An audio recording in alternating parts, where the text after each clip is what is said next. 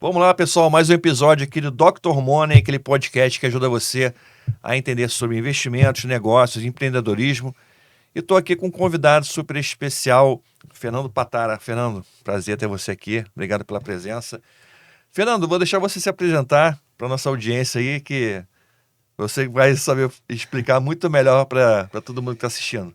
Muito bom. Primeiro, antes de mais nada, obrigado, Vicente, pelo Claro. convite. É sempre um prazer participar, até de um tema tão para a gente importante, né? Que a gente vai falar bastante sobre esporte, inovação e investimento dentro da indústria esportiva. Isso. Eu sou o Fernando Patara, que antes de mais nada, sou um apaixonado por esportes, inovação e investimento, tudo que faz parte da temática do nosso episódio de hoje. Nos meus últimos 10 anos, venho trabalhando com inovação todos os dias, acreditando naquele sonho, o dreamer, sabe, de que vamos mudar o mundo por meio de inovação. Sou sócio fundador do Arena Hub, que é o principal player hoje de inovação dentro da indústria do esporte da América Latina. A gente tem operação no Brasil, a gente tem operação na Europa. Hoje a gente conta dentro do Arena Hub com mais de 180 entidades esportivas de mais de 40 esportes diferentes, como NBA, WSL, UFC, Federação Paulista de Futebol, mais de 40 grandes clubes de futebol de Série A, B e C. E somos agência oficial de inovação também do Comitê Olímpico Brasileiro, que é o COB. Na outra ponta, nós temos mais de 220 startups também dentro do nosso grande ecossistema, que é o Arena Hub, onde para as startups a gente ajuda no desenvolvimento deles, com capacitação, mentoria, aceleração, que vai ser um dos tópicos que a gente vai falar, e investimento. Então, eu venho trabalhando bem forte dentro dessa jornada para que a gente valide tanto os empreendedores como as grandes entidades esportivas, para que a gente enxergue dentro da indústria do esporte não só a prática, mas a geração de negócio, que no final do dia eu acho que é um grande ativo, que a gente não pode deixar de falar sobre isso. Maravilha. Então, se você gosta do tema esportes associado a investimento e inovação, o papo de hoje vai ser nessa linha aqui. E também a gente vai ver bastante como você pode investir, né, em startups. Vou falar um pouco de venture capital, se o momento é interessante, é propício para esse tipo de investimento, para você talvez diversificar aí a sua carteira de investimentos. Pode chamar de Patara, né, Fernando?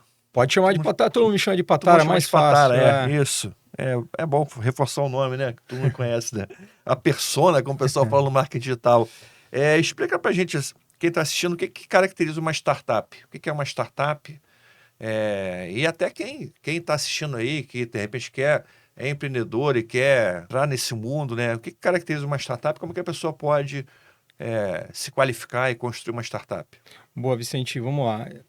Acho que antes de mais nada, o conceito de nome de startup ficou muito difundido nos últimos 10 anos, onde até as empresas tradicionais resolveram se tornarem startups e não somente as startups, né? Por quê? Porque é importante a gente acompanhar o próprio desenvolvimento do mercado como um todo. Então, às vezes, independente dos seus modelos de negócio ou crescimento, eles queriam construir um posicionamento para as marcas dele e comunicar com o público mais novo. O mercado começou a aceitar melhor o conceito de startups do que de empresas tradicionais. Mas, no fundo, as startups, elas são empresas que elas são construídas em cima de bases tecnológicas com potencial de escalabilidade. Então, o que difere, na prática, uma startup de uma empresa mais tradicional?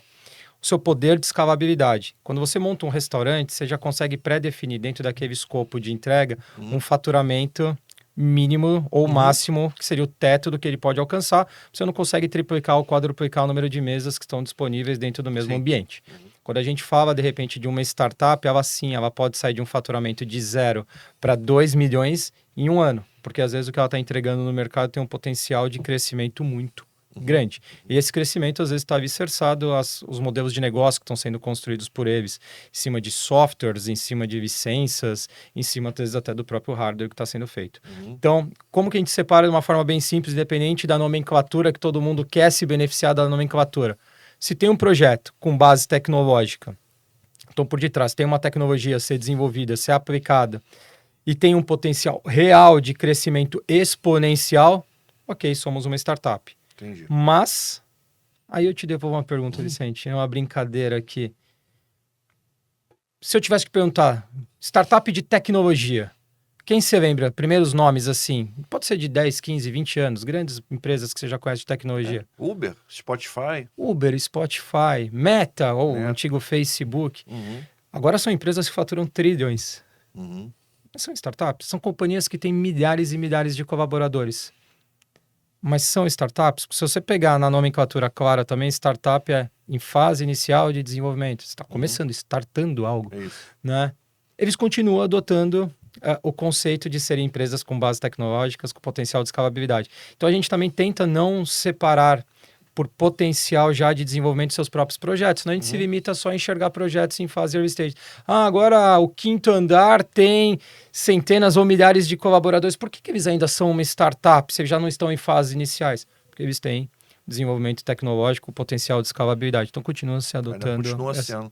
E quais são as fases da startup? Tem fases? Tem fases. Começa com startup, depois vai para... Quais são as principais fases de uma... De uma startup, isso. a gente separa a startup em algumas etapas. Então, a startup está numa fase inicial, a gente chama de ideação. É quando ele pega um projeto que está num guardanapo, e em cima desse guardanapo ele desenvolve um planejamento do que pode vir a ser algo, em cima de uma ideia. Então, normalmente o empreendedor é extremamente apaixonado pela dor, no final do dia é isso.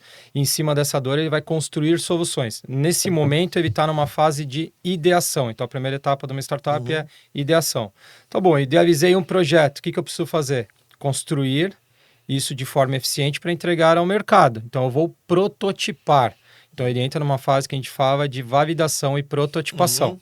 Então, nesse momento, ele começa a desenvolver a tecnologia para um produto ou serviço. Tecnologia essa, às vezes, proprietário, às vezes até de terceiras.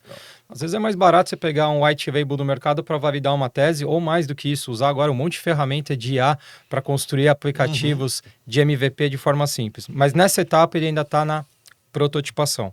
Começaram a pagar para isso, ou por isso, vamos colocar dessa forma. Então, a gente utiliza uma nomenclatura que é MVP. Então, conseguiu bater o MVP, desenvolver o MVP da startup e, em cima disso, ela alcançou um Product Market Fit, que é alguém pagando em cima do que você desenvolveu, desse MVP. Ele entra numa curva de tração. Então, é a terceira etapa, que é uma curva de tração. E aí, posterior a isso, que a gente já sabe todos os índices econômicos, índices de crescimento, índices financeiros, conhecimento de público-alvo, ele entra numa curva de escala. Então, são 4 grandes etapas. E aí, dentro dessas 4 grandes etapas, a gente tem estágios de investimentos muito diferentes. Legal, interessante demais. E quem está assistindo aqui, tem aquela mente empreendedora, tem uma ideia legal e gosta de tecnologia e está tentando construir a empresa junto ali com alguns sócios. Como é que ele conhece, como é que ele tem acesso a esse mundo das startups? Como é que ele pode dar o primeiro passo? Porque a grande dificuldade de crescimento, eu acredito que é o processo, todos os processos de mentoria, né, de acompanhamento e também a parte de dinheiro. Tem que ter um aporte de capital, né? Como é que a pessoa consegue entrar nesse mundo? Pois é, não é uma jornada tão simples. Eu acho que é na fase da ideação, quando ainda você está dentro de 4 paredes, que você ainda está vivendo um grande sonho de algo que pode ser construído, você pode iniciar dentro de bases acadêmicas ou através da indústria no qual você está inserido e enxergou uma oportunidade. Então, você vai identificar 1, 2, 3 sócios, quantos você achar necessário.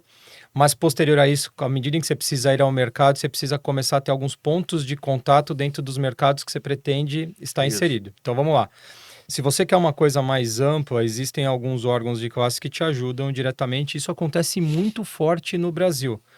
Poucas gente sabe, mas o Sebrae hoje é um dos maiores impulsionadores de desenvolvimento de empreendedorismo do Brasil. Por quê? Porque ele tem capilaridade nacional, alcance nacional. Ele consegue te entregar em todos os estágios que eu te falei anteriormente, capacitação, mentorias e conexões. Independente do Sebrae, existem vários hubs, tal qual eu tenho um. O meu é de nicho de esporte, que é o Arena Hub. Mas existem vários outros de nicho e não de nicho. Então, você tem o Cubo, você tem o InovaBra, o Cubo ligado mais ao Itaú, o InovaBra ligado mais ao Bradesco. Você tinha o Pulse ligado à Raizen, você tem o Eritz ligado ao Einstein, e assim por diante. A gente tem vários outros ecossistemas onde as startups elas procuram cada vez mais apoio para desenvolverem suas ideias. Acho que mais importante do que tudo isso são as validações, Vicente, que você precisa ter para sempre dar o próximo passo que a gente fala, né? E essas validações, às vezes, elas acontecem dentro do mercado no qual você está inserido. Então, para startup, quanto mais network, que são conexões válidas dentro da indústria que você pretende ir, melhor.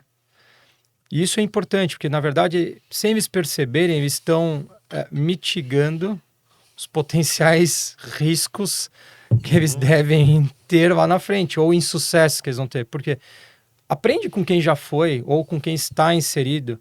Não adianta você querer ser um empreendedor, puta, vou transformar a indústria do agro. Você é formado o quê? Em fisioterapia. Você já teve algum contato com agro? Já pisou na terra? Alguma coisa? Não, mas eu acho que existe um potencial. Não, pode existir e deve existir esse potencial que você está mapeando. Mas você sabe quais são as barreiras de entrada nesse mercado? Talvez você não saiba. Você sabe chegar nos principais players? Quanto tempo você vai demorar para chegar nesses players para entregar a sua solução? Então, quando você está mais próximos de ecossistemas de inovação, de nichos ou não de nichos, pulam-se etapas, ganham-se tempo em escala. Então, a minha sugestão para o empreendedor é, na idealização, pode fazer dentro de 4 paredes, entre os players que estão envolvidos no projeto. A partir do momento que você tem o mínimo de um esboço ou de um draft do que você quer colocar na indústria, vai validar com quem é do mercado. Faça uma pesquisa efetiva. Porque o maior erro das startups é querer resolver dores que não existem. Que não existe, né?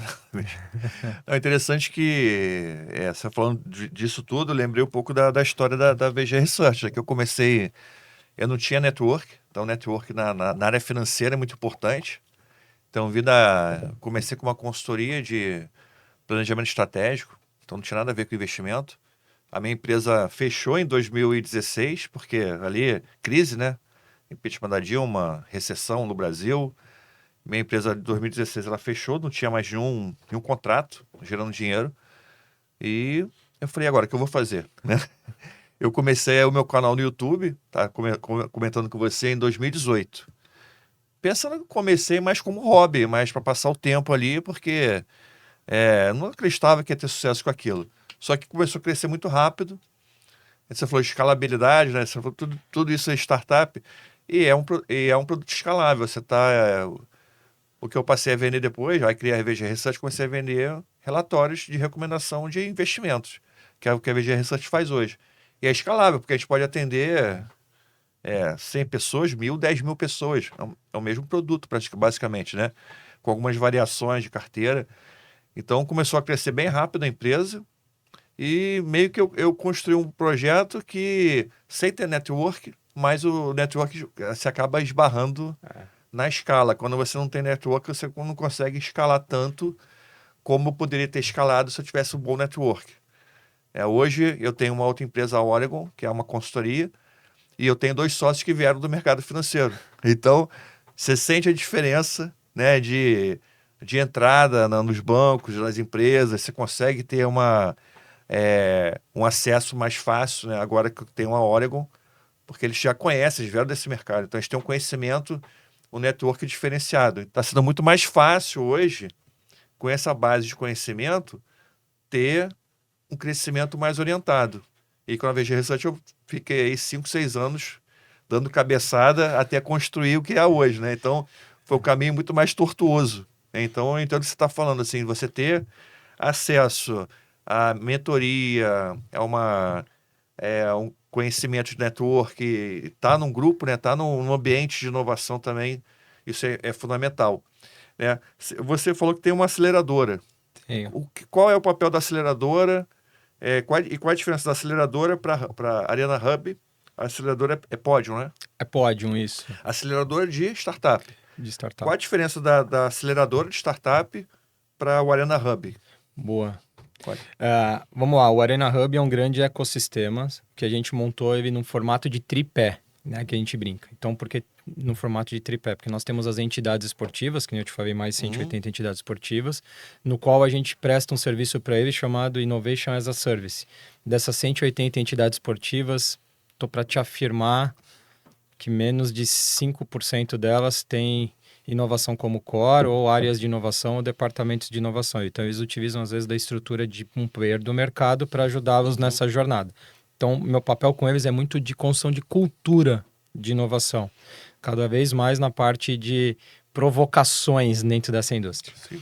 Para as startups, a gente tem várias entregas de ecossistemas. Então, assim, a gente tem mentorias que qualificam as startups, mas sempre em grupos, conexões que são feitas através das necessidades das entidades esportivas.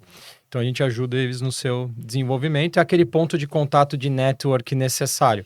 Pô, na indústria do esporte no qual eu estou inserido, quem está fora acha que é enorme, quem está dentro acha que é pequeno e ainda tem um muro de uns 22 metros de altura que não deixa ninguém entrar.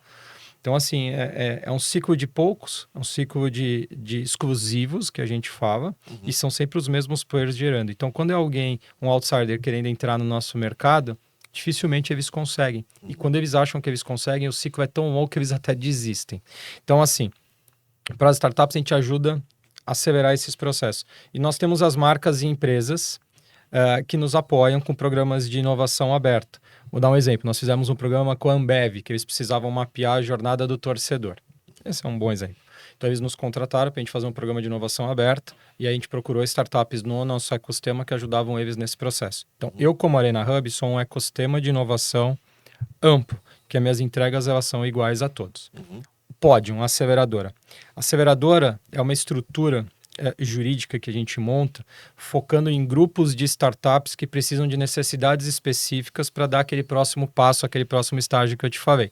Então, a gente busca normalmente startups que estão em fase já de prototipação em diante, a gente não entra em fase de ideação, porque senão a gente entende que o ciclo nosso é muito longo, o desgaste é muito grande, porque a gente tem uma perda muito grande no início das ideações que não dão certo. E aí, em cima dessa prototipação, a gente entra em ciclos de 6 a 12 meses semanalmente com todas as startups nossas aceleradas, onde a gente valida com eles modelos de negócio, público-alvo, conexões diretas. Final do dia, o que a gente quer é que eles vendam mais, tracionem mais, tenham um produto melhor, com uma aderência melhor no mercado. Para isso, a gente tem um ciclo que a gente abre todo ano. Então, a gente já fez 3 ciclos, né? Então, ciclos são anuais, a gente fala Batch 1, Batch 2 e Batch 3, onde a gente pré-seleciona startups do ecossistema que queiram fazer parte conosco desse programa de aceleração. Então, a gente prestando serviço para as startups mais direto. Então, essa é a nossa diferença grande entre um e o outro player específico. Legal, bacana. Não. E uma questão também que eu fiquei em dúvida quando a gente começou a bater papo aqui inicialmente é a diferença que tem de Venture Capital.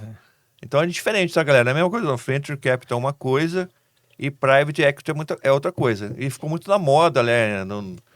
Acho que em 2020, 2021, com aquela questão toda. Acho que trouxe muito isso. As pessoas estavam em casa, estavam consumindo muito conteúdo da internet, o investimento ficou. Até a minha empresa cresceu bastante, porque as pessoas estavam buscando investir, estavam buscando melhorar a casa, estavam buscando. Então, acho que várias questões assim cresceram muito por conta dessa demanda. E eu ouvi muito falar em private equity naquela época, né? De investimento em private equity, fundo de private equity, fundo de venture capital também. Então, qual é a diferença para o pessoal entender o que é venture capital e o que é private equity? Boa. Simplesmente em cima das teses de investimento. Se você me permitir, Vicente, eu vou dar até 2 passos para trás, até para dar suporte a tudo que a gente trouxe. Claro. Então, as startups, quando elas estão em fase inicial, elas precisam de dinheiro para desenvolver. Independente esteja na prototipação ou na ideação, né? Normalmente, o veículo financeiro ou capital que eles utilizam, a gente tem uma brincadeira que chama-se Triple F. Triple F de Family, então são os familiares, de Friends, que são os amigos próximos, e de Fools, que são os tolos que estão acreditando no seu projeto no início. Aquele maluco que bota lá o dinheiro. Se der, deu, se não der, não deu, sabe? Assim. E o tio, né? O tio, dá 10 mil aí. Então é o Family, Friends and Fools que a gente brinca. Então, normalmente, em fase inicial mesmo, o capital alocado na startup é dessa forma. Não são veículos estruturados. Qual que é o risco? Se a startup chegar para um tio e falar: pô, tio, me dá 10 pau e eu te dou 10% da minha startup, ele é natimorto, que a gente brinca. Ele já começa morto, porque ele está vendendo um projeto, dando um equity muito grande que vai fazer falta lá na frente.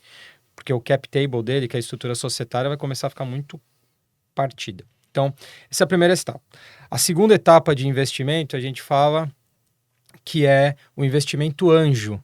O investimento anjo, ele é feito ou por pessoas físicas direto que queiram investir dinheiro, que não sejam esse triple F, ou grupos de anjos que já estão na indústria. Então você tem Gavia Angels aqui no Rio, que é super conhecido, mas outras, você tem GV Angels, BR Angels, vários grupos de anjos que existem no Brasil. Esses grupos de anjos, eles pegam investidores que queiram colocar dinheiro, Vicente. É o Angel Capital, famoso. Exato, eles concentram o investimento e aí em cima desse pool que eles alocam, que eles captam, eles diluem em alguns projetos. Então, fizemos um grupo de anjos de 10 milhões, vamos investir em 10 startups, em cada uma delas a gente coloca 500 mil reais, depois a gente tem capital para fazer follow-on e assim por diante. Então, normalmente são grupos de anjos. Ainda estamos naquela fase de prototipação, validação, bem aqui nesse estágio. Próximo investimento, pré-seed.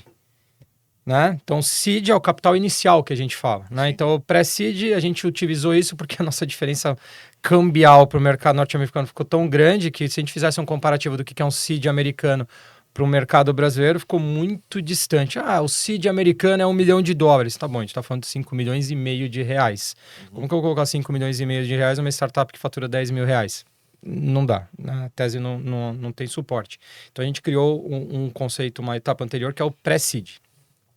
Eles entram em fases iniciais, pode ser feito por grupos de anjos ou pequenos venture capitals. E aí, do seed em diante, que é o seed, Series A, Series B, Series C, que são as etapas que a gente fala de investimento em startups, quem dá suporte normalmente são as estruturas de venture capital. Que nada mais são, de novo, que estruturas de veículos com gestores, né, que fazem a gestão e administração de um capital, que pode ser feito através de um fundo qualificado com CVM dando suporte, um FIP, por exemplo, ou podem ter outros níveis de estruturas no Brasil ou fora do Brasil, aonde eles vão fazer a mesma coisa, qualificam investidores, colocam-se esse capital, eles fazem a gestão e a administração, curadoria de projetos, e aí alocam um recurso em cada um dos projetos. Qual que é a diferença na prática, né? O estágio que cada um entra, tá? Então, vamos lá. Isso é legal a gente falar, ó. Isso é muito legal. Cada etapa que a gente entra, você toma um risco diferente das etapas subsequentes, Claro. tá? O negócio Patará. vai ficando mais maduro, então você tem um risco menor, né? Exato. Você tá na ideia, lá não tem nada, tem só um papel e Nada. um desenho no guardanapo ali, no papel de Nada. pão. Pois é. E aí, assim, quais são normalmente os múltiplos de retorno por etapas? Olha que legal. Quando você está numa fase de ideação e fez uma captação anjo, vamos começar no anjo, não vou nem entrar no Triple F para ser injusto. Vamos no anjo. Você mira 20 vezes. Então vamos supor, coloquei 500 pau numa startup, eu estou esperando, não que você vai receber, hein? 20 vezes o retorno desse meu investimento. Tá bom? Patarma 20 vezes é muita coisa, cara. É muita coisa. Mas por que 20 vezes? Porque tem uma taxa de mortalidade muito alta. Então a gente estima que a taxa de mortalidade no Brasil, a cada 10 projetos, de 8 a 9 morrem. Entendi. Tá? Conta mais ou menos é assim. Você investiu em 10 startups, 5 você vai fazer o que a gente chama de write-off, devolver contrato, beleza, obrigado, não deu certo, cada um vai pro seu lado. 2 ou 3 vão andar de lado, que é paga 2 vezes, então você investiu 1.000, você vai pegar 2.000. E 2, pum, vão lá nos 20 vezes. Aí você fala assim, tá bom, mas qual que é a taxa de retorno do veículo em si? Vai dar umas 6 vezes, 5 vezes, 8 vezes do veículo de grupo de anjo. Quando você já está num pré-seed e num seed, principalmente o seed, você já está mirando 10 vezes. Já não está olhando lá 20 vezes, porque já teve uma galera que investiu antes. Ele já tem grana em caixa, não é que vai morrer da noite para o dia, né? Nesse caso específico, você tem um pouco mais de segurança. Quando você entra já no Venture Capital, ele também vai buscar o mesmo retorno de que a gente fala que é o MOIC, né, a taxa interna de retorno dele, de 3 a 6 vezes, igual lá atrás. Qual que é a diferença? A startup passou de uma etapa que a gente fala que é o vale da morte dela. Uhum. Então ela já tem um nível de segurança maior. Aí você olha portfólios de Venture Capital, de cada 10, 9 morrem? Não. De Venture Capital, não. Então eles têm um percentual de mortalidade menor. Qual é o percentual de mortalidade? Normalmente um Venture Capital, mortalidade efetiva, cada 10 projetos, você vai fazer um write-off de 3, 4 projetos. Menos, até 2, 3 projetos. Então, assim... 2, 3 que vão quebrar, que vão sumir. Só que qual que é a diferença? Quando você faz um investimento, você já está mirando uma taxa de retorno menor no investimento, de 5 a 10 vezes no Venture Capital. Então, um mínimo de 5, máximo até de 10. Então, por mais que você tenha uma mortalidade menor, você também tem um múltiplo de retorno menor. E aí, quando você põe numa balança, ele te dá de 3 a 6 vezes do montante do veículo. Diferente do Private Equity. Private Equity, aí você já tem investidores, LPs qualificados que estão por detrás, que estão buscando projetos que já estão em fase de scale-up, de escala total. Já deu certo, já está escalando. Já deu certo, eu só quero pegar um pedaço ou uma margem de investimento. Por quê? Porque é um investimento seguro. Então aí eu já estou mirando no máximo até 3 vezes, assim. Que é muito. Que é muito. Muita coisa, mas no máximo. A média, eles ficam 1,8, que também não é ruim. Aí, outra pergunta. Pensando em investimento. Patara, eu vou colocar uma grana numa startup. A pergunta que eu ia fazer é justamente essa. O cara que está assistindo aqui, ele achou interessante e quer alocar um pedaço do capital dele para fazer private equity ou para fazer venture capital. Como é que ele faz isso? Boa. Ele busca um fundo, ele investe sozinho? Cara, O que sozinho, ele faz? se você não quiser estar no Family, Friends and Fools, né, assim, não faça sozinho. Não faça. Por quê? Porque a taxa de mortalidade é muito alta.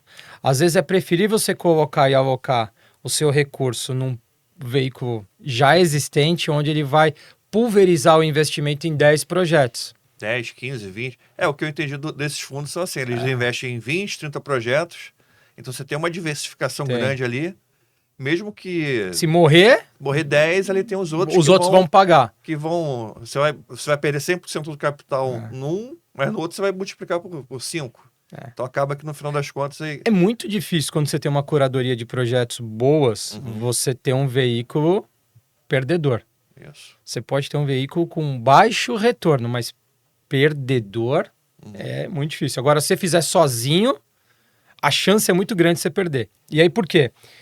Patara, eu quero colocar o grana numa startup. Tem liquidez? Qual que é a liquidez?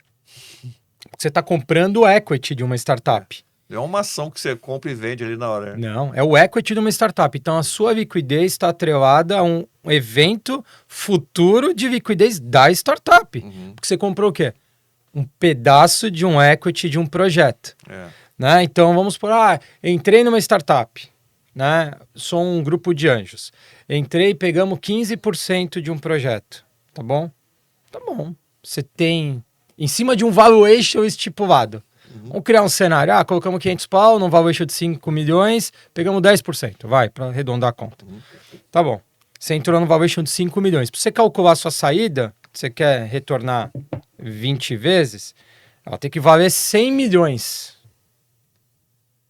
E aí você vai ter esse seu percentual em cima de 100 milhões. Tudo bem, ela tem outras rodadas aqui que você vai ser diluído, mas você vai ter um percentual proporcional. Quando ela for vendida... Quando não?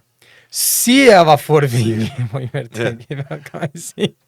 Se ela for vendida, nesse momento você vai converter a sua participação em equity em receita. Aí você fez a sua liquidez. Então, a sua liquidez está atrelada a eventos de liquidez futuro. Você não consegue colocar a mercado a sua participação, que nem a gente faz com outros tipos de investimento. Por isso que você tem que ter, primeiro, a certeza que o comprometimento do valor que você está fazendo não lhe faz falta, até porque o tempo de alocação de recurso, ele não é curto. Quantos anos você acha que fica parado o capital numa startup? 5 anos. Depende do estágio. Se a gente entrar, uma conta. Se você entrar num grupo de anjo, ele demora para pagar o que ele quer, Porque a startup não vai sair de 5 milhões de valuation para 100 milhões de valuation em 2 anos, né? Exato. Vai demorar uns 7 anos. Mesmo ela crescendo, que a gente fala de triple, double, e vai...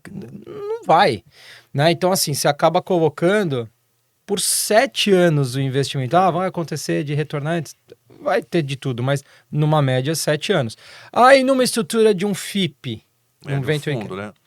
O fundo, como premissa, ele tem prazo determinado, regulado pela CVM. Fundo de terceiro regulado pela CVM tem prazo determinado. Você precisa desinvestir, senão nenhum investidor vai colocar dinheiro se você não falar, tá bom, mas quando é que você vai desinvestir? O veículo todo, você precisa desinvestir o veículo. Então, beleza, vamos montar um fundo de 10 anos. Então, normalmente eles investem em 3 anos e 7 anos de desinvestimento. Entendi. Tá? Então, assim, eles podem ir te pagando conforme os desinvestimentos acontecem? Pode, é o que muitos deles fazem, né? Mas é importante a gente ter ciência que você não tem liquidez imediata, porque você não consegue colocar mercado o que você fez. O papo tá legal aqui, mas queria lembrar você de seguir aqui Dr. Money, tá? Clica, segue, se inscreve. Se for no Instagram, clica aqui agora e também seja nosso seguidor. Sempre trazendo conteúdo muito bacana para você. E no seu negócio, é startup ligada a esporte, inovação no esporte. Você tem alguns exemplos de empresas que inovam? Porque você vê, pensando nisso, tem muita coisa nova no esporte, né? Tem muita coisa. Tem aquela coisa que você vê no jogo de futebol, tem lá o GPS, que aparece o campo todo pintadinho ali, né? Verde, vermelho. Os jogadores hoje jogam com sutiã, né? Que o Querubim comprou um sutiã para ele também, para botar o GPS. Então você vê que tem muita coisa também de fisiologia, etc. A inovação no esporte está muito presente. Tem algum exemplo prático de projetos no Brasil que deram muito certo nessa área de esporte e inovação? Temos. No mercado de inovação, a gente usa uma terminologia, quando dá muito certo uma startup, que a gente fala que ela vira um unicórnio. Isso, unicórnio. Né? O unicórnio é quando a startup vale mais de $1 bilhão. E nós temos 2 que atendem o mercado esportivo. Então, a gente tem o antigo Gympass, que agora chama-se Well Hub, que é uma empresa que vale muito mais do que $1 bilhão, e entrega para o mercado de saúde e bem-estar, que está no esporte. Né? E a gente tem a Wildlife também, que é do mercado de esportes, porque é um estúdio de games. Tá? Mas mais do que isso, existem outras que também estão fazendo cada vez mais sucesso no mercado brasileiro e expandindo internacionalmente. A gente enxerga a inovação, eu acho que é legal trazer isso, Vicente, de algumas formas. Né? Então, e me perguntam, tá, o tempo todo, Patara, mas o que é inovar no esporte? Precisa ser de esporte a startup? Não, ela pode ser para o esporte. Vamos usar uma outra preposição a nosso favor, que eu acho que vai ser mais fácil. Né? Então, vamos lá. Eu enxergo primeiro a startup entregando diretamente a modalidade esportiva, uma tecnologia, uma inovação. Exemplos claros disso, tá? Controversos ou não quero entrar em discórdias, mas o VAR. É uma tecnologia que mudou a modalidade esportiva. Menos controversos que o VAR, então você tem sensores de rede no vôlei, desafios de bola dentro, bola fora, no tênis. Eu acho que o VAR podia virar um desafio, né? Estão tentando, na verdade... passiva, né? Podia ser uma coisa que o técnico... eu quero saber se foi escanteio ali, não foi. Aí o cara vai lá e olhava, né? Ele tem, sei lá, como no vôlei, tem 2 desafios por jogo, né? O futebol americano faz bastante isso. Na verdade, ele utiliza o Video Assistant, né, que é o VAR, por desafios. E aí, lances cruciais do jogo, eu olho de qualquer jeito. Então, por exemplo, gol, eu vou olhar de qualquer jeito, porque é um lance crucial do jogo. Mas outros lances que podem interferir, talvez via desafio. Mas você tem touchpad na natação. Tem um monte de outros exemplos que é sensores de esgrima, de taekwondo. Tecnologia mudando o esporte, tá? Aí você tem a tecnologia para a prática esportiva. Tanto faz se é profissional ou amador. Hoje é impossível você ver uma pessoa que corra que não esteja hoje mapeando seus dados. Incrível isso, né? Todo mundo. E aí tanto faz se é profissional ou amador. Por exemplo, a Strava, que é uma startup, um dos maiores mercados dela globais é o Brasil, porque a gente tem o segundo maior mercado de corrida de rua. Então, assim, todo mundo. Então aí a tecnologia, tanto para o profissional ou amador. Então pode ser o Covetinho, ou pode ser a Strava, para o amador, funciona para a gente igual. Existem outros equipamentos esportivos, tudo para quem pratica. Aí a gente tem a tecnologia para quem consome. Então você está na sua casa, você tem grafismos. Então, olha que exemplo legal. Tour de France é o terceiro evento, eu acho que mais visto do mundo, né? Porque o lifestyle é legal, você vê aquelas paisagens incríveis. Às vezes você nem sabe quem está na frente, até você nem acompanha, mas eles estão sempre te mostrando de uma forma que faça com que você entenda. Né? Igual regatas de barcos, então eles mostram grafismos. O futebol, idem, está indo nessa direção, mas a gente pode expandir isso também para experiências em estádios, engajamento de torcedores, tudo para quem consome por meio do esporte. Então, ó, 3. Esporte, quem pratica, quem consome. Aí tem outra, a sociedade. Quanto que a sociedade se beneficia com o desenvolvimento por meio do esporte. Então, a La Liga, ela tem uma metodologia de treinamento de treinadores que ela passa no mundo todo, que é Training the Trainers. Então, ela pega a metodologia que eles utilizam no profissional e vão em grandes centros e comunidades para desenvolvimento de esportes, colocam e cresce exponencialmente. De novo, quem se beneficia? A sociedade. Né? E aí você tem a questão de gestão e governança como geração de receita dentro de entidades esportivas. Processos na prática, que também tecnologia sendo aplicada. Hoje, no mercado brasileiro e global, existem algumas tendências. Né? Então, no mercado esportivo, uma das teses mais sólidas, né, é a de engajamento de fãs. São 10 grandes teses, né? Então, engajamento de fãs, saúde e bem-estar, performance humana, mídia e conteúdo e entretenimento, sustentabilidade, educação e conhecimento, e-esportes, iGaming e betting dentro de um outro escopo exclusivo, data analytics, são 10 grandes teses, né? E fan engagement, indiscutivelmente, é uma das teses que mais crescem no mundo.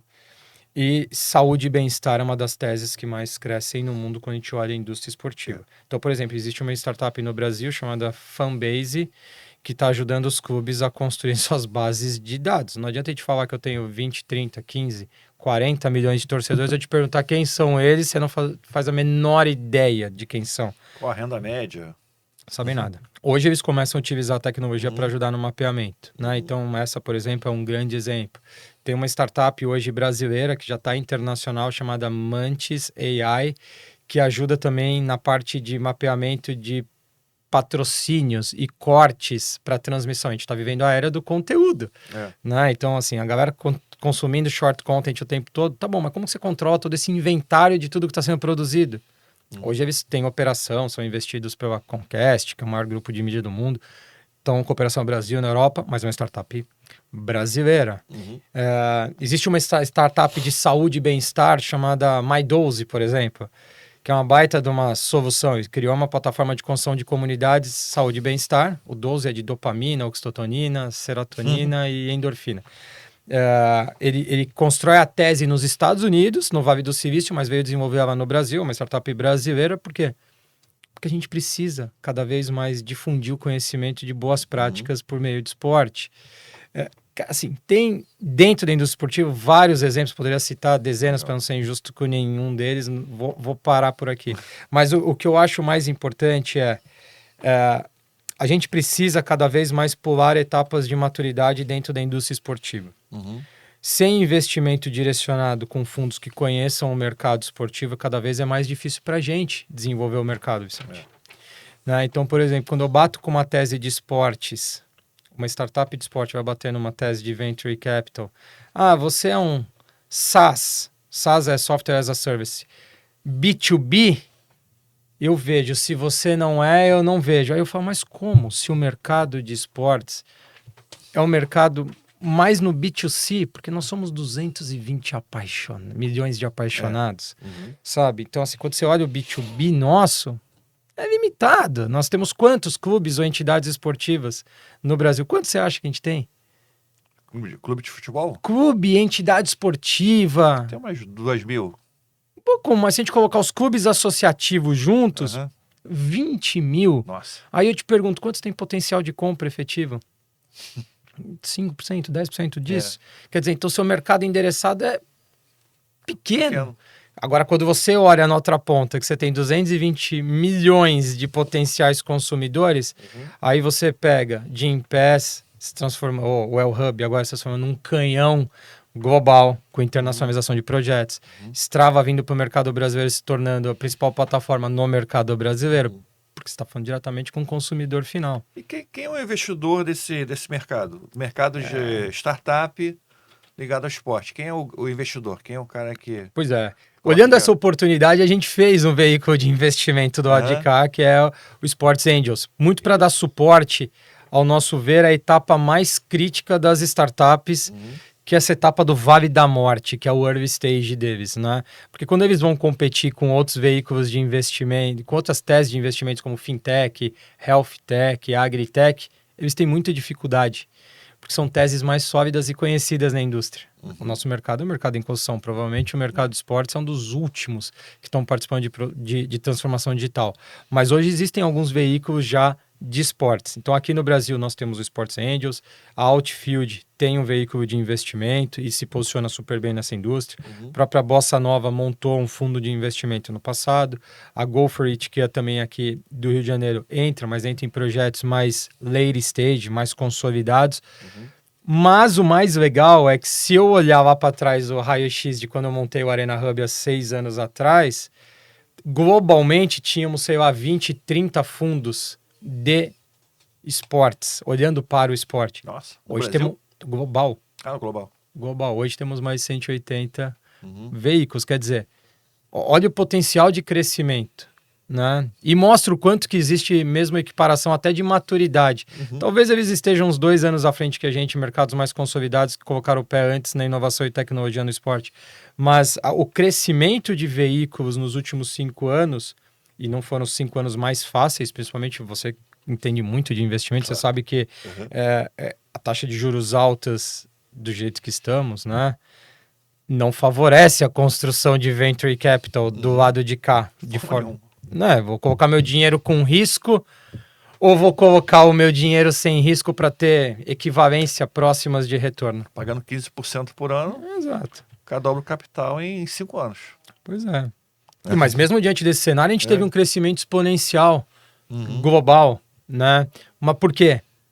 Porque existia um gap. É aqui que é a magia. Esse crescimento só existiu, e aí você entende muito dessa nomenclatura que a gente fala que é a curva J de crescimento, que é aquele crescimento exponencial, porque o mato é muito alto no esporte. Então, quer dizer, a gente tem uma adoção de tecnologia abaixo de 10% na indústria esportiva. Quando você olha isso, você fala, pô, aqui tem oportunidade. Cara, mas é tudo, sabe? Como se a gente estivesse indo lá no Paraná, naquela terra vermelha, tudo que você está jogando de semente, independente se você tiver o melhor plantio e a melhor colheita, funciona. E aí isso foi uma percepção global. Então, assim, os números de crescimento em startups não param de crescer. Se a gente pegar o corte dos últimos 5 anos, foram quase 60 bi de dólares investidos em startups de esportes. Isso global. Global. É dinheiro, hein? Pô. Mas o que mais me preocupa é o quanto que vem para o Brasil. Para startups brasileiras. Abaixo de 2%. Entendi. E aí como que a gente vai desenvolver uma indústria de um segmento que impacta 4/5 da população? Porque você pode não ser o ávido pela prática, mas se tiver Copa do Mundo você está assistindo. Se tiver Olimpíada você vai parar. Todo mundo com a televisão ligada. Todo mundo discutindo de segunda, domingo, quarta, sobre algo relacionado ao esporte, porque a gente gosta do esporte. Como? Sabe assim, de novo, é um mercado com potencial enorme, mas se nós não tivermos o investimento adequado, entendendo as nuances do nosso mercado, que tem muitas nuances em termos de investimento, a gente não vai ter resultado. É verdade. Não vai ter resultado. E o mercado não para de crescer. A projeção que a gente faz até 2030, que seriam mais 4 anos para frente agora, é dobrar o potencial de investimento em sports techs. E como é que tá o crescimento no Brasil? Você falou de dobrar, né? Como é que está esse mercado no Brasil em geral, de startup, Porque já teve um boom muito grande em 2020, 2021. E como é que está hoje esse mercado aqui no Brasil? Na esportiva e também em geral, se você tiver o dado. Não, de crescimento de startups a gente continua numa curva ascendente. Uhum. O que está começando a acontecer é que em alguns segmentos de mercado está começando a existir saturação. Então, antes você substituía empresas tradicionais por empresas tecnológicas. Ah, mas essa empresa, eu tenho um botezinho e o cara tem um transatlântico. É sempre o discurso que a gente usa. Tá bom, faz um 90 graus no transatlântico, o cara vai mexendo aqui. Daqui meia hora você fala com ele, ele tá na metade do caminho aqui, fazendo 90 graus aqui, mudando de direção. Você fala pro botezinho, dá um cavalo de pau, ele faz assim, bum, virou cavalo de pau. Era startup entrando em mercado tradicional. Então ela começou a ganhar market share rápido. Bom, então você olha, mercado de fintech, eu acho que é o melhor exemplo que a gente tem. Fintech, Dos 24 unicórnios que existem de startups brasileiras, a gente tem 24 unicórnios, né? Boa parte deles estão nas fintechs, né? Então, se você olhar, o Nubank, Banco Inter. C6, gateways de pagamento Stone, PagSeguro e assim por diante. Aonde eles entraram? Na fragilidade de empresas tradicionais que não enxergavam a inovação como core, tinham mercado, tinham segmentação de mercado, tinham market share, mas não conseguiam se transformar, entraram na fragilidade. O ponto que nós temos hoje são startups entrando em mercado onde startups estão se consolidando. Então eles vão ter cada vez mais dificuldade. Ou eles entram com um nível de disrupção muito grande, ou cada vez vai ficar mais difícil. Qual que é o lado bom? À medida em que você tem já grupos de startups consolidadas, eles começam a entrar nos estágios de aquisições. Esse é o lado bom. Então você também tem um mercado muito construído de liquidez para aquisições de startups menores. Então hoje o mercado de startup ele não para de crescer. Uma startup mais consolidada pode comprar uma que está começando. O tempo todo. O mercado brasileiro é um mercado de aquisição. Hoje a gente tem, se a gente pegar números de liquidações, né? Efeitos de liquidez, 99% das liquidez que acontecem no mercado é por aquisição. Pouquíssimas vão fazer a jornada completa de fazer um IPO, ICO, ou ir para o mercado norte-americano fazer um IPO lá, pouquíssimos. O resto é tudo aquisição. E normalmente elas ficam entre 40, 50 milhões e 150 milhões. Uns 80, 90% ficam nesse bolo aqui também. Então você vê, não é um mercado alto. Se a gente colocar isso em dólar, 10 milhões de dólares é rodada de seed americano, que nem era para fazer compra e expansão. Ele estava só fazendo Product Market Fit e pegou 10 milhões de dólares no mercado norte-americano de investimento. Aí ele olha para o mercado brasileiro e está comprando startup aqui com faturamento enorme. Quer dizer, mais do que isso, comprando market share, efetivamente. Então, assim, o mercado de startups ele não para de crescer, até porque cada vez mais essa geração que está vindo é uma geração de dreamers, apaixonados, querendo resolver dor, dono dos seus horários, dos seus tempos. Então, cada vez mais eles olham o empreendedorismo como um ponto de contato dentro do mercado. Eu acho que esse é o fator importante. Na indústria do esporte, a nossa setinha está lá para cima, assim, ó. Até porque assim, a gente está muito distante de ter um platô ainda no mercado esportivo. Porque é tudo muito novo, é tudo muito incipiente. Se o de fintech, que já é uma curva de 15 anos, ainda está com a seta virada para cima, imagina a gente de sports tech, que são 5, 6 anos. Acabei de voltar, estava num roadshow, né? Agora a gente foi fazer um roadshow na Alemanha e Suíça e fui visitar as grandes federações internacionais. Fui na FIFA, fui no Comitê Olímpico Internacional. E você percebe que mesmo sendo grandes entidades, grandes não, as principais entidades, eles passam pelas mesmas dificuldades que a gente está enxergando também no nosso mercado. Ainda não tem áreas e departamentos de inovação muito bem estruturados, programas sólidos, longevos. Não tem. Então, quer dizer assim, é um mercado de tamanha oportunidade. Mas é fácil? Não. A inovação no esporte ela é muito mais visível no equipamento, né? Muito no mais. Tênis, na bicicleta, na bike, na inovação. Mas, o que você falou, não é só isso, né? Você tem uma abrangência muito, muito maior desse mercado de tudo, para o consumidor, para o fã, né? O esporte não é só o atleta, né? Nem só a federação, é todo mundo que está ali olhando também, torcendo, né? E o mercado de fãs é muito maior até do que o mercado de atletas. Muito mais, mas muito mais. É. O amador é muito maior que o profissional. É. Sabe, às vezes a gente foca, vamos construir uma solução para o mercado de atletas profissionais. Fala, não, mira no amador, que eles são 90 vezes maiores. Né? E isso que você trouxe, Vicente, é legal, porque a gente conceitua inovação em horizontes. Então a gente separa em 3 grandes horizontes. Né? Quando você fala de eu percebo isso no tênis, eu percebo isso em equipamento, eu percebo isso no vestuário. O tênis, nos anos 70, a raquete era de madeira. Mas isso pra gente é incremental. Porque ano após ano, você só tá tendo uma melhoria de adequação de produto. E é bom, mas você está acompanhando o próprio mercado. Você citou lá, as raquetes eram de madeira. Né? Eu comecei a jogar lá atrás com raquete de madeira. Né? Depois entrou as raquetes de metal, aí depois as de alumínio. E agora, sabe, então assim, ela tá evoluindo, mas é incremental. O que a gente precisa ir para Horizonte 2 e Horizonte 3, que aqui vem pesquisa e desenvolvimento, que aí eu começo a trazer, primeiro, tecnologias que não são do esporte para serem aplicadas no esporte. Então, ó que legal, a NBA fez o lançamento de um óculos de realidade virtual que você colocava e sentava na cadeira no jogo do Lakers do Jack Nicholson. Você fez aquele óculos de realidade virtual pro esporte? Não, o Google Glass lançou há 7 anos atrás para experiências imersivas de realidade virtual. Mas a gente começa a trazer isso como experiência de usuário para o esporte. Ó que doido. Então, assim, você começa a olhar para horizontes 2 e 3 que não são de esportes, mas entregam pro esporte. E o 3 é o quanto que daqui 5 anos o mercado avança tanto que eu tenho que levar o esporte nessa direção. Então, biohacking, por exemplo, fazer alterações genéticas para você construir atletas de performance ou com saúde melhor. A gente já está fazendo isso? Não. Mas a gente deveria fazer? Talvez a gente deveria fazer. Né? Por quê? Porque você tem um tempo de desenvolvimento longo.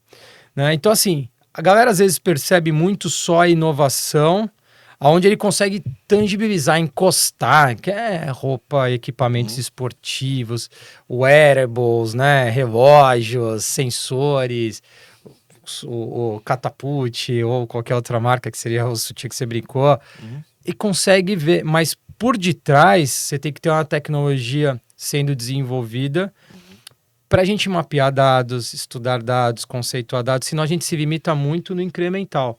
E aí o incremental faz com que a gente não tenha desenvolvimento tecnológico maior, que são deep techs, life science, coisas que a gente possa vender patentes de tecnologia com valores muito maiores. Senão a gente vai sempre se limitar a ser um mercado de aquisição. De tecnologia, em vez de geração de tecnologia. Você vai vender CRM no final do dia, a sua força de penetração no mercado. Você está vendendo quantidade de clientes e não necessariamente a tecnologia. Exatamente. Em vez de vender um ecossistema também, né? Construir em volta daquilo ali. Até no mercado financeiro, né? A Oregon está entrando agora, a gente tem o valuation da empresa, ele está muito ligado não só à quantidade de clientes que você tem e ao capital que você está gerindo, também a todo o ecossistema que você tem, tecnologia, a parte educacional, a parte de interação com o cliente. Porque a base de cliente em si, ela é importante, mas ela sozinha não diz muito. Porque qual é a fidelidade do cliente, né? Qual é o nível de certeza que você tem que aquele cliente vai estar junto com você daqui a 5 anos, 10 anos. Então, você ter esse ecossistema ajuda, né? Muito a empresa. Agora, tem uma dúvida que eu tenho aqui, que com certeza o pessoal deve estar... Uma dúvida uma coisa que eu sempre fico com o pé atrás a empresas de tecnologia começaram como startups e hoje já são, né, unicórnios ou são outros bichos que já cresceram muito. Você pega uma Uber, Spotify, até falou sobre elas aqui, e outras empresas que são gigantes hoje e têm até capital aberto, mas nunca deram lucro. Empresa que é construída o negócio, é construído o valuation com base na tecnologia, a quantidade absurda de usuários, mas não gera lucro. O que explica esse fenômeno de uma empresa valer bilhões de dólares sem ter lucro, sem gerar realmente retorno? Cara, Vicente, isso foi o que fez com que a gente reposicionasse o mercado de 2021 para cá também. A gente justifica muito o momento no mercado brasileiro, mas isso é para a construção dos fundos com capital nacional. Mas foi um movimento global que aconteceu em relação a construções de valuation, onde não necessariamente a empresa ela chegava no que a gente fala de break-even ou de chegar no seu ponto de equilíbrio, né? E geração de lucro. Não faziam. Então, o que eles faziam? Empilhavam rodadas de captação. É como se você estivesse alavancando sua empresa o tempo todo. Quem vai pagar a conta? O último. No final do dia, o último, né? Esse fenômeno cada vez vem diminuindo. E depois que acabou tudo isso, fazer um IPO. E aí quem paga a conta é a pessoa física. Então, olha que doido. Se você pegar, acho que os últimos, posso estar enganado, acho que 10 IPOs que nós fizemos, com bases tecnológicas, 9 tiveram depreciação do valor da ação. Por quê? Porque quando eles fizeram o lançamento do IPO, você teve que carregar construções de valuations anteriores que não se sustentavam mais ao longo do tempo. E por que isso vem hoje diminuindo? Primeiro, porque a gente mudou a tese de estruturação dos investimentos. Então, hoje a gente constrói rodadas por períodos menores. Antes a gente fazia, vamos fazer uma rodada de 24 a 36 meses. Então, vamos construir o valuation através de fluxo de caixa descontado. Que você expõe a sua empresa por 24 meses a um fator negativo, né? O EBITDA negativo.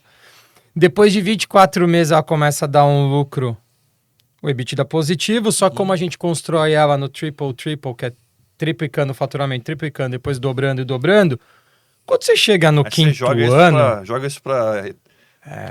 só que quando perpetuidade. É isso que eu ia te falar, você joga na perpetuidade. Então, assim, se você separasse a sua estrutura financeira, mesmo no fluxo de caixa descontado, traz o VPL, que é o valor presente líquido, real e com perpetuidade, o de perpetuidade representava 4, 5 vezes para mais o valor do real. Por quê? Você está jogando numa promessa futura do que você vai ter. Teve uma empresa brasileira que ela atua na mesma área financeira, chama Traders Club. O código é TRAD3, Trade 3. E ela é uma empresa que atuava muito na área educacional e na área de research também. Vendia carteiras recomendadas, carteiras de trade, e tinha muito curso, né, educacional, e cresceu muito justamente 19, 20, 21, né? Esse período. Então ela foi exatamente o que você falou, crescimento de 300, 400, 1000% por ano. Então ela foi crescendo 18, 19, 20. Ela fez uma projeção. Quando ela fez o IPO, ela tinha um valuation que era baseado nessa projeção de crescimento exponencial para perpetuidade. Só que quem olha aquilo e entende que se ela continuasse crescendo naquele ritmo, toda a população brasileira seria investidor de ações e estaria ligado à empresa, porque ninguém cresce 10 vezes, 5 vezes por ano na perpetuidade, né? E, obviamente, ela abriu capital a R$30, R$50, hoje vale R$1. Esse é o meu ponto. Assim, quem investiu nesse IPO, que a gente sempre fala que é IPO, o pessoal sempre... o caso, é a noiva, né? Tá sempre bonita, embonecada, maquiada. Depois que tira a roupa de noiva, o cara toma um susto. Mas o IPO geralmente já tem isso. Já tem uma maquiagem ali no negócio. Mas essa foi uma coisa que o valuation apresentado foi um valuation que todo mundo embarcou, porque tem... É porque você tem que carregar. Como é que você vai dar downgrade? Exatamente. Então, como que eu vou fazer um IPO com valuation inferior à da rodada anterior? O teu investidor nem deixa você abrir capital. Ele vai falar, como você vai abrir capital dando downgrade onde eu entrei? No meu target de entrada. E aí, quando você lança mercado, compram as ações, não tem como, porque está avançando em cima do valuation, precificado errado, e o mercado automaticamente começa a precificar ele. Mas hoje essas empresas que você trouxe, elas começaram a dar lucro, boa parte delas. Qual que é o perigo de construções de valuation hoje e o que mudou, né? Então, assim, tô bastante tempo nessa jornada. Antigamente a gente fazia muito fluxo de caixa descontado, né? Para startups early stage. Cara, é molhar o dedo na boca e pôr em direção ao vento. O cara não tem modelo de negócio. Ele não sabe qual que é o ICP dele, que é o Ideal Customer Profile. Não tem nada, não sabe nada. E aí você fala, você vai crescer, vai faturar. No discurso, é lindo. Na prática, Não acontecia. Então, assim, você ia empilhando rodadas, né? Hoje em dia o mercado compra isso? Muito difícil. Onde ele compra fluxo de caixa descontado? Depois do Série A, porque aí você tem sim seus índices validados qualificados. Hoje a gente faz por múltiplos de realizados versus projetados de 12 meses. Então, assim, realizei. Quanto você realizou num ano? Realizei, minha empresa faturou 1 milhão no ano. Tá bom, vou pagar 10 vezes o realizado, que não é pouco. Né? É muito. E em cima do projetado, faturei 1 milhão, vou faturar 3. Ou 6 vezes em cima do projetado, 5 vezes em cima do projetado, e aí constrói-se um valuation em cima disso. E tem uma justificativa por que a gente está pensando assim. Porque os ciclos de desenvolvimento tecnológico estão cada vez menores. Antigamente a gente falava de inovação e tecnologia, eram ciclos de 5 anos. Aí caíram para 4, aí caíram para 3, aí caíram para 2. Agora a gente fala de ciclos de meses. Então, assim, com o incremento de inteligência artificial, as coisas estão muito mais rápidas, muito dinâmicas. Você constrói plataformas, constrói tecnologia, você tem adoções de mercado numa velocidade que a gente não imaginava que poderia acontecer.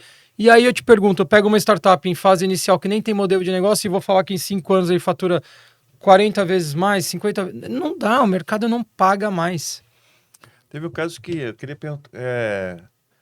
Ô, Nathan, consegue pesquisar aí uma. Como é que é? Aquele caso da empresa da gota de sangue. Sim. Você acompanha esse caso? Não de perto. Eu ia te perguntar sobre isso, porque eu achei, que eu vi um documentário que foi meio isso, lá, a mulher, qual que é o nome da mulher lá? A empresa é a Teranos, né? Teranos, isso. Teranos. O nome da mulher qual é mesmo? Foi presa, né? Elizabeth Holmes. Elizabeth Holmes. Nos Estavi, agora eu lembrei. Holmes. Não, eu te perguntar sobre isso. É o caso da empresa lá que É isso. a mulher criou uma tecnologia, ela inventou uma tecnologia, inventou uma ideia. Inventou storytelling de algo. Isso, o storytelling, né? Que ela era uma cientista revolucionária, que ela queria criar um exame de sangue com uma gota. Sim. Que a pessoa furava o dedo, botava na máquina, e a máquina ia fazer todos os exames de sangue com aquela gota. E ela conseguiu convencer um monte de gente grande, importante, e o negócio lá começou a valer bilhões de dólares, e depois o pessoal viu que aquilo tudo era um golpe. Pois né? E ela chegou a valer 10 bilhões de dólares. 9 bilhões, né? E é isso, é a indústria de venture capital e aquela empolgação, excesso de liquidez, né, no mercado americano, que é o mercado que tem muita liquidez. Muito. Mas se você falar uma ideia lá, qualquer, que pareça inteligente, vai vir dinheiro, mesmo que seja uma coisa impossível. Vai vir dinheiro. Eles têm uma tese de investimento muito mais agressiva do que a nossa, com muito menos contrapartidas. Hoje o Venture Capital, ou o grupo de anjo, ele tem um nível de padrão de exigência para as startups, para investirem neles, que eles não querem tomar risco, ou tentam mitigar o risco ao máximo, que até inviabilizam o investimento, enquanto no mercado norte-americano o dinheiro está sobrando. Vai lá, senta lá, pesquisa. Não, senta lá, desenvolve. Senta lá, vamos fazer isso acontecer, porque tem muita liquidez, né? Muito dinheiro que acaba caindo pelo ralo, né? Cai pelo ralo. Mas é doido, né? Você falou, a empresa valeu 9 bilhões. Para mim, assim, só vale quando pagarem. Porque senão você tem uma promessa de algo que pode ser que valha algo. Não, a empresa não tinha, valeu 9 bilhões de dólares. Tem o nome do filme, né? Qual é o nome do filme? Tem um documentário e tem um filme. Cara, é muito legal. O filme dela o filme é muito bom. Aquela atriz, uma atriz que arrebentou fazendo o papel dela. Ela não tinha nem receita, porque ela só tinha capital. Mas, Vicente, será que a gente não vai passar por isso agora, nessa bolha especulativa das inteligências artificiais que a gente está falando? São empresas hoje que faturam. O nome do filme é A Inventora. A Inventora. Você acha hoje que a gente está numa bolha da inteligência artificial, com tudo isso acontecendo no mundo, e você vê uma NVIDIA que vende chip valendo mais do que gigantes como a Google, por exemplo? Eu acho que essa bolha vai estourar. Vai, né? Mas é uma questão muito de opinião. Né? Eu também acho. Porque primeiro que as substituições tecnológicas acontecem muito rápido agora dentro desse ciclo. Segundo, eles ainda não têm certeza das margens reais econômicas que estão dentro do processo deles. Se você entrar hoje em todas as plataformas hoje que estão entregando inteligência artificial, elas estão precificadas todas na mesma faixa econômica. E para mim, eles não fizeram aqui uma estrutura de pricing em cima de estruturas de custos. Eles fizeram uma estrutura de pricing em cima do que o cliente pagaria por isso. E aí, à medida que um colocou, todos estão meio que entrando na mesma margem. E ninguém paga. Parece que tem 3% só que pagam, né? 3% que Pagante. pagam. Só que todas as pessoas que conversam e utilizam, hoje gera uma margem de despesa muito superior ao potencial de receita que está sendo utilizado hoje. Particularmente, eu acho que eles estão indo para um caminho em que a gente vai ter de novo uma substituição de uma tendência de consumo. Então, a gente saiu do offline para o online. No online, a gente teve plataformas, principalmente de buscas, estruturadas em grandes corporações, e o Google foi uma grande delas, aonde foi construir tendências de consumo, publicidade, marketplace e tudo mais para essa plataforma, que também vai sofrer agora um baque, na minha visão, muito grande, porque a gente vai começar a ter assistentes pessoais, nossas shadows, nossas sombras, que são as grandes ferramentas de AI, entregando toda essa jornada de compra e aquisição com conhecimento muito maior nosso. Eles indo para essa direção e para esse movimento, acho benéfico. É que eu já vejo mais IA hoje muito mais como meio e não necessariamente como fim. Então, se a gente olhar que a gente saiu do offline para o online, a gente fez isso através de linguagem computacional, que a gente fala, né? Então, você tinha ferramentas, Python, estruturas de codar, né? De criação de código para ajudar a sair do offline para o online. Agora, eu acho que a gente vai ter ferramentas de IA que vão nos ajudar nessa direção. Indiscutivelmente, elas vão melhorar otimização de tempo, eficiência produtiva.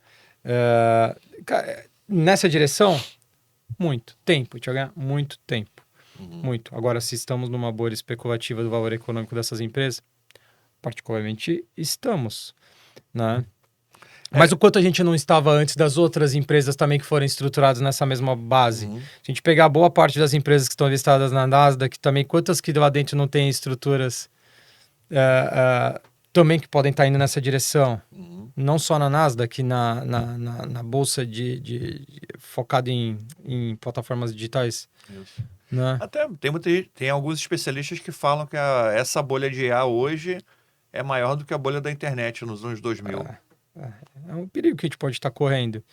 Mas, de novo, assim, tudo é muito novo. A gente vai dar um próximo salto, que agora é a entrada agora do salto quântico, que é o que a gente fala. Então, tudo que a gente está desenvolvendo de tecnologia, capacidade de utilização, a gente vai multiplicar por milhares.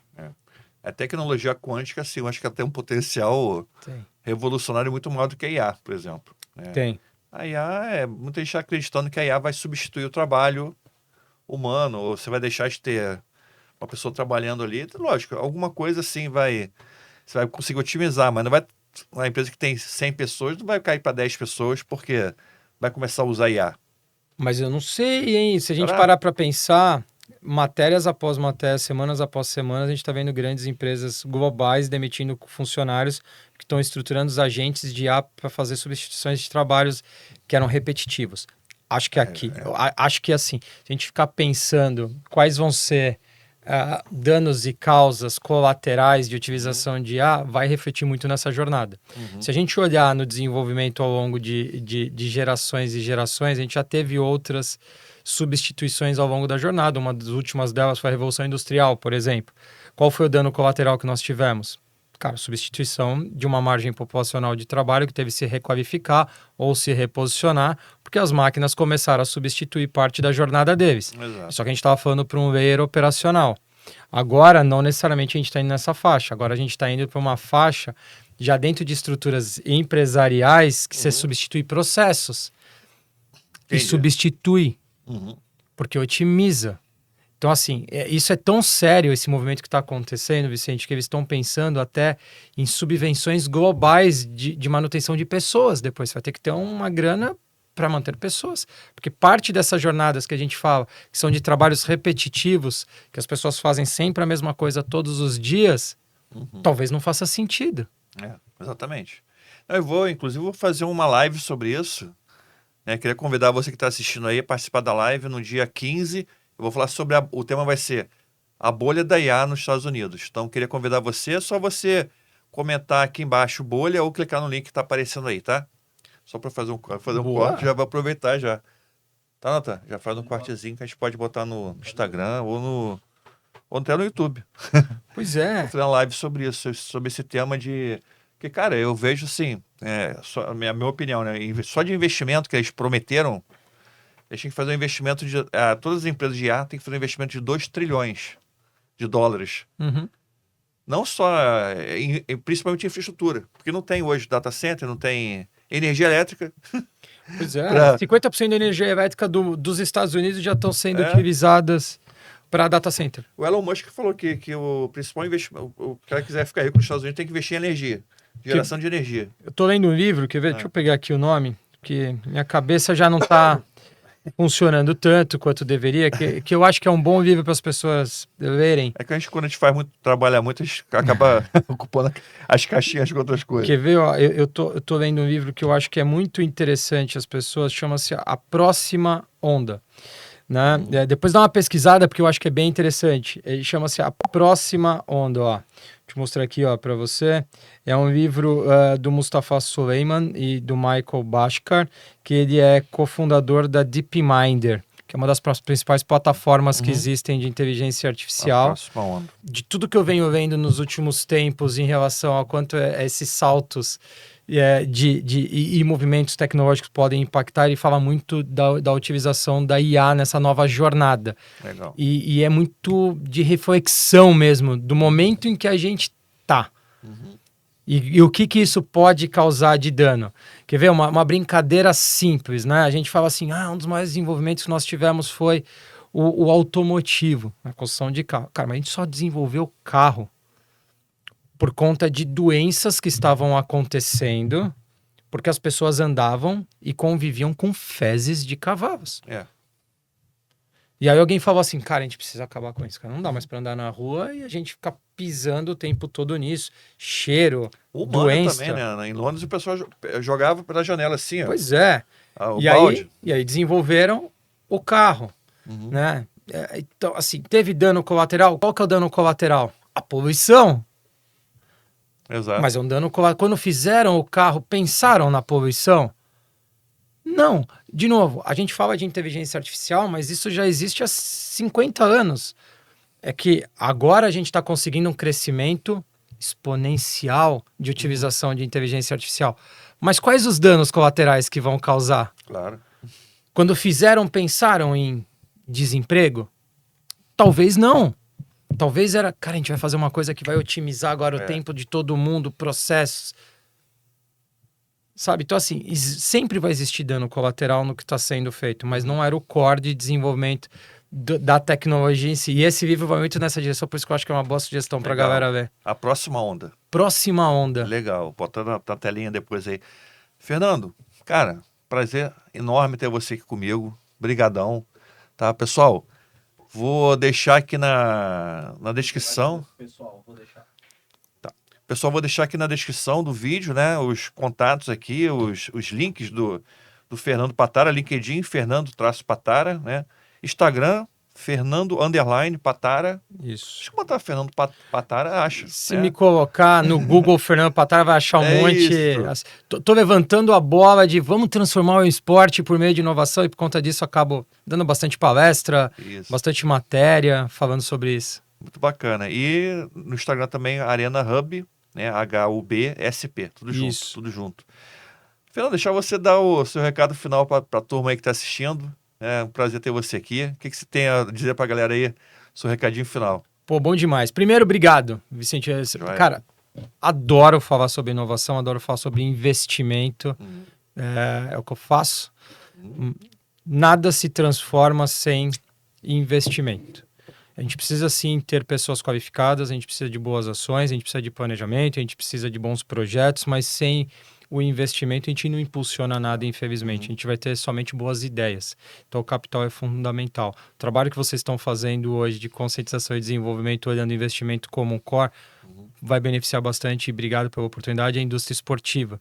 Enxerguem a indústria esportiva não só como hábito de prática, mas como uma indústria que hoje, e olha que dado relevante, é uma indústria de mais de 180 bilhões. O PIB do esporte, ele é superior a 180 bilhões de reais. Ele representa 1,69% do PIB do Brasil.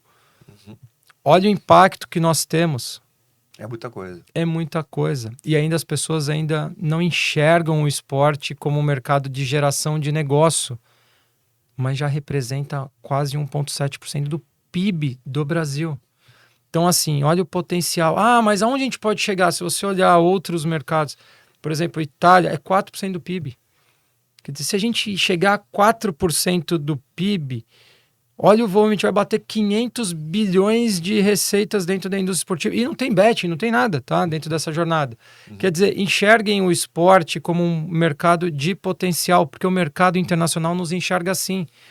Nós temos, e estamos sempre recebendo, Copa do Mundo, recebemos. Jogos Olímpicos, recebemos. Vamos receber em 2027 agora, Copa do Mundo Feminina. Fórmula 1, um dos maiores mercados consumidores de Fórmula 1 é o mercado brasileiro. Nós temos temos um ATP de tênis, que acontece aqui no Rio, né? Vai acontecer daqui a pouco. E nós temos o WTA feminino. NASCAR vindo para o Brasil. UFC vindo para o Brasil. Futebol americano já teve? Futebol jogos? americano deu um retorno superior a 600 milhões de impacto em um único jogo. Agora vamos ter um aqui no Maracanã, que era o desejo deles, no tempo do futebol. De novo, por que todo mundo enxerga o mercado brasileiro como esse potencial econômico dentro do esporte e nós ainda não estamos enxergando esse potencial econômico dentro da nossa própria indústria? Então, só tenho a agradecer, porque eu acho que é uma baita de uma oportunidade. Falo em nome do Arena Hub, dos meus sócios que acreditam nessa ideia, de todos que estão comigo nessa jornada todos esses anos.